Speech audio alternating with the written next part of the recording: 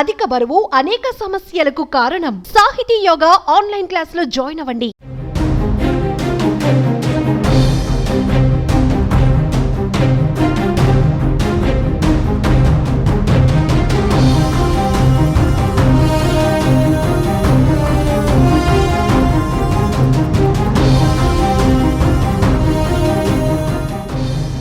హైదరాబాద్ లో ఘోరం జరిగింది.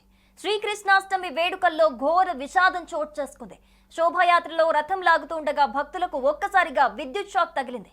5 భక్తులు చనిపోయారు. మరో 2 పరిస్థితి విషమంగా ఉంది.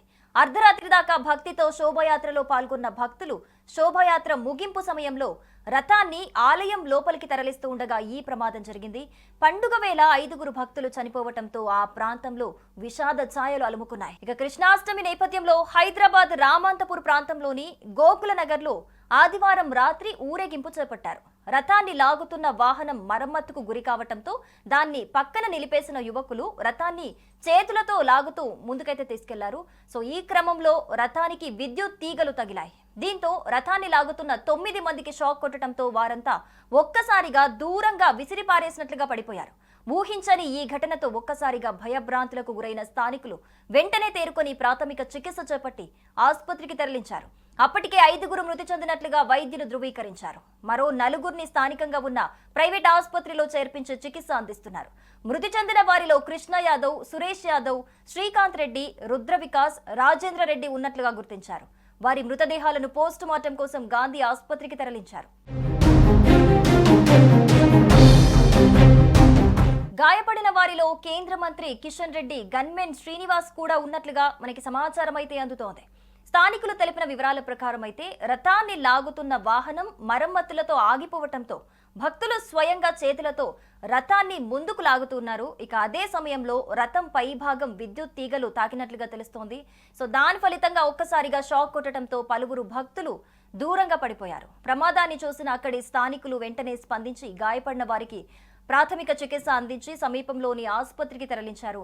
అయితే అప్పటికే 5 మరణించినట్లుగా వైద్యులు నిర్ధారించారు. మృతులుగా గుర్తించబడిన 21 ఏళ్ల కృష్ణ యాదవ్, 45 ఏళ్ల రాజేంద్ర రెడ్డి, 34 ఏళ్ల సురేష్ యాదవ్, 39 ఏళ్ల రుద్ర వికాస్, 35 ఏళ్ల శ్రీకాంత్ రెడ్డి ఉన్నట్లుగా గుర్తించారు. వీరి మృతదేహాలను పోస్టుమార్టం నిమిత్తం గాంధీ ఆసుపత్రికి తరలించారు. ఇంకొంతమంది తీవ్ర గాయాలతో చికిత్స పొందుతున్నారు. గాయపడిన వారిలో కేంద్ర మంత్రి కిషన్ రెడ్డి, గన్మెన్ శ్రీనివాస్ కూడా ఉన్నట్లుగా వార్తలుస్తున్నాయి.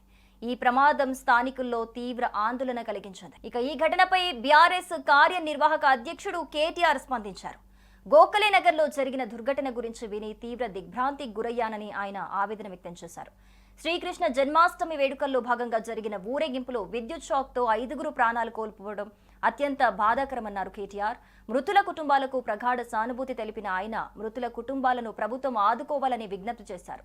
ఘటనలో తీవ్రంగా గాయపడి ఆసుపత్రిలో చికిత్స పొందుతున్న 4 త్వరగా కోలుకోవాలని మనస్ఫూర్తిగా కోరుకుంటున్నానని, గాయపడిన వారికి ప్రభుత్వం మెరుగైన వైద్య సహాయం అందించాలని కోరారు కేటీఆర్. సుమన్ టీవీలో మీ పర్సనల్ అండ్ బిజినెస్ ప్రమోషన్స్ కోసం కింది నెంబర్కి కాంటాక్ట్ చేయండి. డ్రగ్స్, గంజాయి లాంటి చెడు వ్యసనాలకు దూరంగా ఉండండి. తాత్కాలిక ఆనందం కోసం జీవితాలని నాశనం చేసుకోవద్దు. డ్రగ్స్ విక్రయాలు, దందాలు నిర్వహిస్తే 1800-599-6969 టోల్ ఫ్రీ నంబర్ కి కాల్ చేయండి. డ్రగ్స్, గంజాయిని నిర్మూలిద్దాం, భవిష్యత్తును కాపాడదాం.